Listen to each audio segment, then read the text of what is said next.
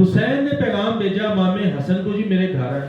اب ہوتا ہے امام ہمارے جیسا، شاہ صاحب ہم کہتے ہیں سر جرت کیسے کی، وہ وڈے نے بلا لیا میں نے، لیکن ایمان ہمارے جیسے دکیا موسی نہیں تھے نا، ایمان تھا، پختگی تھی۔ خیر امام حسین رضی اللہ عنہ نے پیغام بھیجا اپنے بڑے بھائی کو، جی میرے گھر تشریف لائیں۔ بڑے بھائی گھر گئے، دستک دی اور پوچھا تو چھوٹا تھا حسین، تجھے تو یہ چاہیے تھا تو آتا، تم نے مجھے بلا لیا۔ کہتا ہے آپ نے نانا جان کی حدیث نہیں سنی؟ انہوں نے پوچھا جی کیا؟ کہ اللہ کے نبی صلی اللہ علیہ وسلم نے فرمایا کہ جو پہلے صلح کرنے آئے گا وہ پہلے جنت میں جائے گا۔ میں کیسے گوارا کرتا میرا بڑا بھائی مجھ سے بعد میں جنت میں، پہلے جنت میں چلا جاؤں۔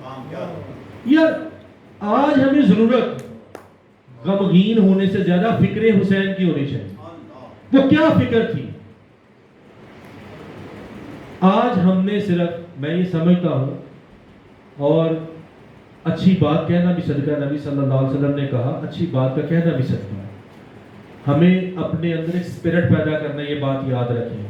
جیسے لیلی صاحب کو ہم نے دیکھا، گو کہ بات بڑی عام سی لگتی ہے، اور اگر تھوڑا سا تنقیدی نقطہ نظر دیکھے تو بندہ لگے یار یہ کیا کر رہا ہے، لیکن اس بندے نے زندگی کا آرٹ کے اوپر لگا دی، مثبت منفی ایک الگ ایشو آرٹ پہ لگا دی، اور یہاں پر کھڑے ہو کے کئی چیزوں کی میمیکری کر دی، اور یوں ہی لگا جیسے جو یہ کر رہے ہیں ان میں وہ نظر آ رہا ہے، جو یہ کر رہے ہیں ان میں وہ نظر آ رہا ہے۔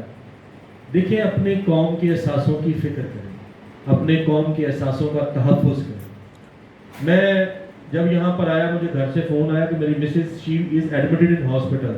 میں نے 3-4 بار اٹھنے کی کوشش کی، لیکن میں نے پھر اس سوچ پہ بیٹھا رہا کہ نہیں یار ہمارا حق ہے، ہم اس تقریب میں آئے، اور یہ تقریب چونکہ ہماری ریاست کے ساتھ وابستہ ہے اور یہ لوگ ہمارے ریاست کا مستقبل ہے، تو ہمیں یہاں پر وقت دینا ہے۔ میں آپ سے نوٹ کر رہا تھا، اور میں آپ کو ایک بات بتانا چاہتا ہوں، دیکھو میرے بچوں، آپ ہمارے چھوٹے بھائی بھی ہیں، بڑے بھی ہمارے بیٹھے ہیں یقینی طور پہ۔ ایک بات ہمیں سمجھنی ہے، ہماری طاقت، ہماری ترقی ایک دوسرے کا ہاتھ تھامنے میں ہے، چھوڑنے میں بھی نہیں ہے، اور ایک دوسرے سے آگے بڑھنے میں بھی نہیں ہے۔